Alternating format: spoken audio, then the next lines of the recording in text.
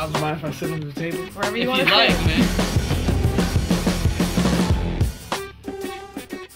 Alright, so just a little question and answer with N.E.R.D. Cool. Would you like to introduce us to the new member? Probably first and foremost, yeah? Everybody, this is Rhea. Hello. So what are you going to be bringing to the group? Well, I'm gonna definitely be bringing some more added vocals to it. A lot of the stuff we've recorded has, you know, both Pharrell and I on, you know, the lead vocals, and I think it's just energy and it's a different flavor, a female flavor. I heard a little bit about your audition. It was a different kind of audition. What did you do to link up with the group? Well, we got introduced to a mutual friend, and we were on the phone, and we wanted to meet, and Pharrell wanted me to sing, and Shay wanted me to sing for them. So we got in the computer on Skype, and that's how I auditioned. But you're a classical singer as well? Yeah, I actually started singing classical opera.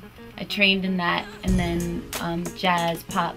So I have like a pretty, large background of genres and styles, and R&B was one of the things I did before I came to the group, and now, it's just everything that I know and that I've experienced and musically had influenced me is in, what I've brought to the group as well. It seems to work perfectly with like such an eclectic group. Like you guys have such a different sound, and like with the sound that you guys make, like Pharrell, like when you guys are putting together the music, do you think of the live aspect of it when you're making the records, or do you just, is it just whatever that comes to you? Because your guys' live performance, I've seen you guys 2 or 3 times. You guys are one of the best groups I've ever seen live, so it always seems like you just have a great feel on stage.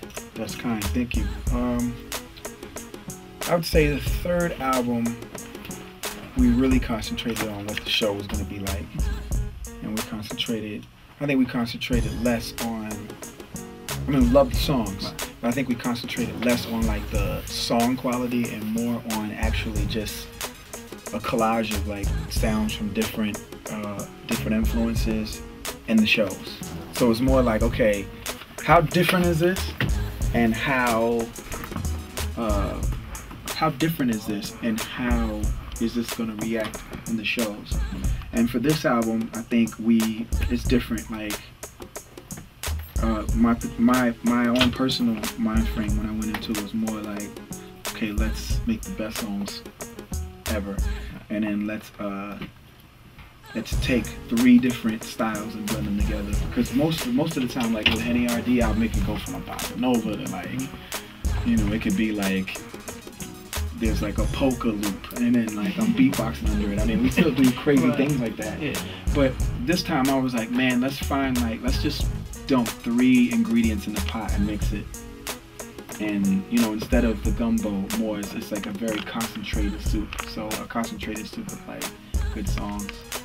I was digging it, especially like with the sound frequency, like the way you guys focus on like the way you guys manipulate your sounds, like an antimatter, or the way you guys EQ your guitars, and certain like the computer effects or whatever that you guys put on your vocals, and just the music in general. Like it seems like it's so focused on just sounding just right. Do you guys put a lot of your guys's do you guys look over that, or do you just hand that over to the mastering guys and just let them do it? No.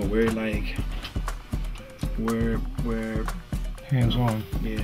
Throughout the process. Because when you guys came and spoke about seeing sounds, you guys were really focused on those particular frequencies that you guys were manipulating. Yeah. So is that something that you guys just want to keep doing, and is that something that you guys are proud of and try to help when you collaborate with different artists?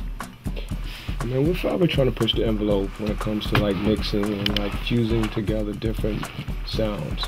I mean, from day one, we were taking elements from a lot of the bands from the 60s and 70s, and like panning vocals to the left and having guitars coming from the right, and like, just on the last album, we try to do it in stereo, like 5.1. Yeah, where you're having sounds coming from everywhere. You know what I mean? So, I mean, Unfortunately, it didn't work out, but we're forever trying. But we've figured it out for this one. Okay. Yeah. So it's gonna be cool. You guys are gonna mix it in 501. Oh no, a whole different process that we've actually had a very instrumental hand in creating. I've been working like very closely with Hans Zimmer. He's assisting me for this a score that I'm doing for this movie called Despicable Me. So I've learned a lot in there, and like his team is like they taught me like a couple of tricks. So this record's gonna be interesting because this album here, the other albums were about thought.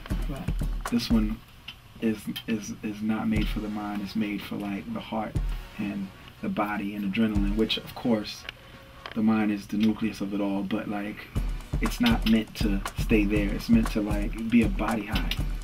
Like that. It's meant to be a body high though. I like that. We've been lucky enough to talk to you guys throughout your career as N.E.R.D. and just to give everybody a lot more background because of the conversations we've been lucky enough to have with you. The first album, I remember you talking about the double meanings of all the songs. And I remember last time you were here, we were lucky enough to sit down and listen to the album and just a little bit, like I said, more background where you were studying. You talked about Hitler. I don't know if you're willing to talk about that again, about the speeches he used to give and the sound frequencies. It was the propaganda and like a lot of the things that he was doing. I mean, he used it for a very dark purpose, but like, you know, manipulation to the senses is a very interesting thing. I mean, you know, our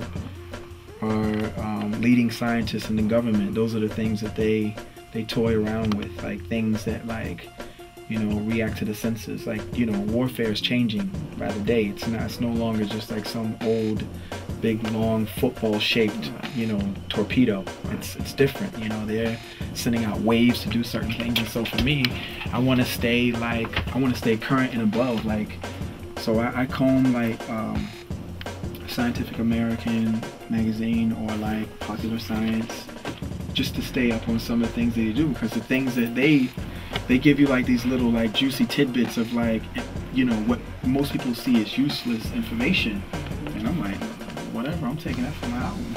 You're a science So dude? because we wanna continue to push and make kids feel like incredible when they're listening to this album.